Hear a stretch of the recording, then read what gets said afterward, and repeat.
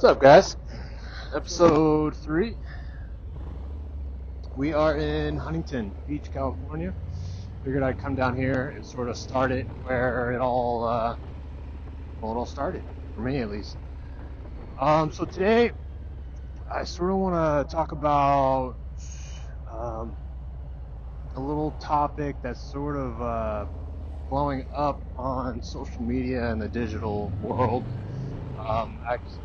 I mean, especially out here in California, it's modified exhaust.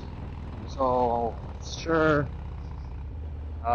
you've all seen the video, especially if you're from California and into bikes. You've all seen the video of, I believe she was a city councilwoman. I could be wrong on that, of Newport Beach. And again, the city could be wrong, I'm not sure. But she pretty much, there's a video and she's talking and it's saying how people on bikes and cars with modified exhaust, they don't do anything and all they do is cause fear and I think she said chaos to the people around. Now, for those of you who ride bikes, you know that that is obviously not the case. And for those of you who don't, I sort of want to clear some things up on why we have the exhaust systems that we have on our bikes and why they're loud and why we sort of want it that way. So first off is, yeah, our bikes typically are loud. I know when I got this bike, it was stock. The exhaust just wasn't loud at all. It was actually very quiet, which probably some people prefer. But I was coming home from the dealer, actually after getting the bike that night. It was nighttime. I was coming down to the 91 freeway, and someone actually almost sideswiped me because they didn't hear me coming. So I got home, and you know what? I was like, I need to put aftermarket exhaust on this. I need to make this thing louder, just for my own safety and also the safety of others. So I ended up going with Bassani. They have a good reputation. They've been around for over 50 years. They make great pipes. And it made the bike louder. So, and when you put pipes on the bike, typically you need to it changes the air to fuel ratio of the bike. So when that happens, you typically need to change the air cleaner on top of it to typically do a high flow. So I went S&S and put the S&S teardrop cover on the air cleaner, and the bike started running really well. Along with, if you do put pipes on, it's recommended that you tune the bike. Depending on what tuner you get, you either avoid the warranty that Harley gives you, the factory warranty, or you don't. I ended up avoiding mine. It's sort of a gray area, but yeah, I put a DynoJet Power Vision on it, and this is a 2021 model, so they came out I think in October with a different ECU and the mapping and all that for it. Bike started running a lot better. It was louder. People could hear me. Now, as far as the fear and the chaos, let me clear something up. That is not our intention whatsoever. It might be for some. I have no idea. It might be for the guys that are rolling around in Honda Civics and their cars sound like little wind-up lawnmowers. Those typically aren't good exhaust systems. Those are typically mufflers, and they don't really do much for the car. For bikes, on the other hand, when you put a system like this on and you change the air-to-fuel ratio combo and the dynamics of the bike, the performance of the bike becomes a lot better. It usually gains horsepower, a little bit of torque. There's a lot of things you can benefit. The bike just runs properly and it's a healthier running bike. So I do it, or at least I did it, because I wanted people to hear me. Now people do hear me, and they usually get on my way, especially if I'm in the carpool lane, I'm coming down the freeway, you know, they typically sort of veer over a little bit, and I just sort of give them the what's up sign, but, or thank you, because we do appreciate it. All of us really appreciate that, because for those of you who ride bikes, you've either gone down or know someone who does, and it's not fun. I've gone down, shattered my wrist, ended up getting a plate and like 10 screws, a bunch of pens, and that injury is going to affect me for the rest of my life. And I still have to do 2 more surgeries. and maybe more down the road. We'll see how it goes. I have no idea. But my mobility is shot. I can only bend it about that much before it locks up, and it's going to affect me. But yeah, so the gist of it is we put the exhaust systems on so people hear us, and it makes the bike run better. We want you to hear us so we don't crash into you, or you don't hit us and cause an injury, or you kill somebody, or we kill somebody. It's the last thing we want.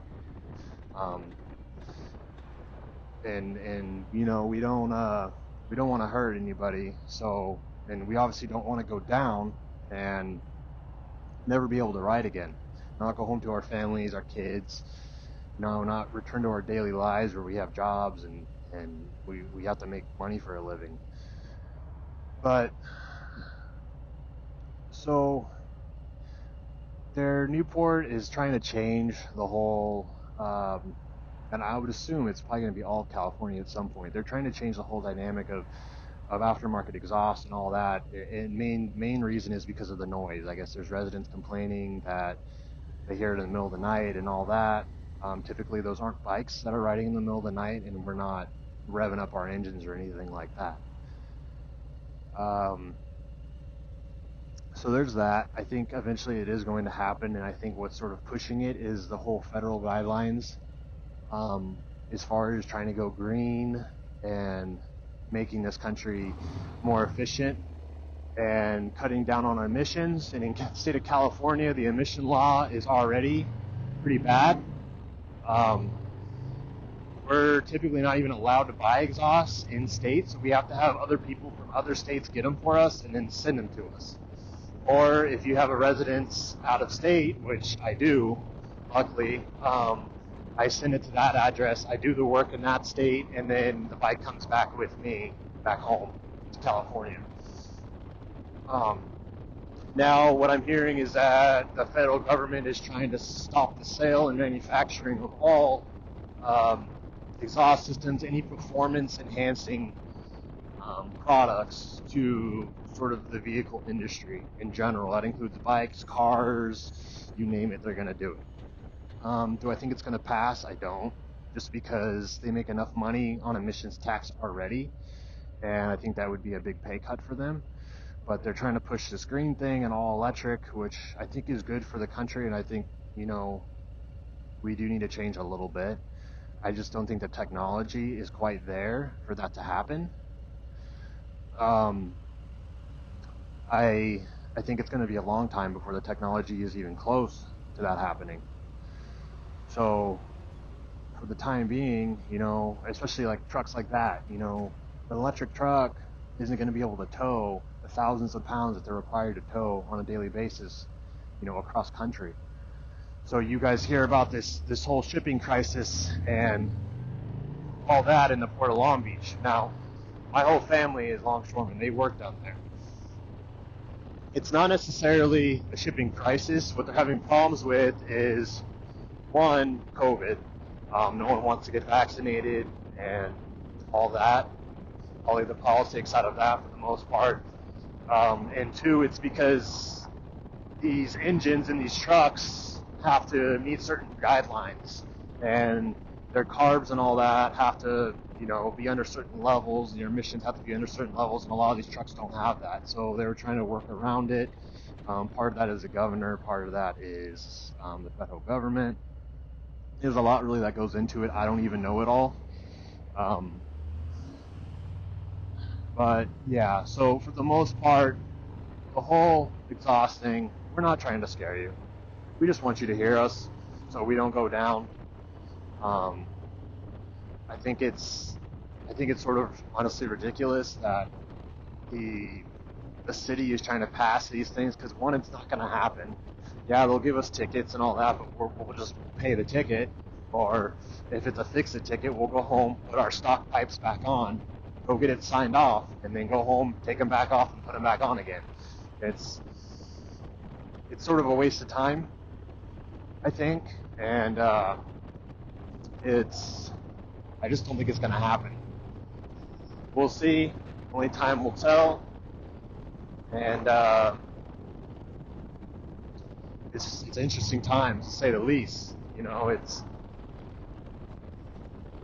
I don't think the whole Green New Deal was a good idea. At least not now. We're not ready for it. Um, and I think they're saying by what 2024 or 2028 they don't. Governor Gavin Newsom, which is the governor in California here, he wants to stop the sale of all motorized vehicles, something along those lines. And not only is that going to hurt every car manufacturer, you know, in the world, it's going to put a damper on a lot of things. A lot of people can't want to afford to go out and buy, you know, a brand new 30, 40, $50,000 electric vehicle. And two, it's sort of redundant because you have to charge those vehicles. So it's not necessarily you're saving on gas, absolutely. And gas prices right now are ridiculous, right? At this Arco right here, it's almost $5. Um, but you have to charge these vehicles, and that electricity comes from somewhere. Now that electricity is powered by gas generators.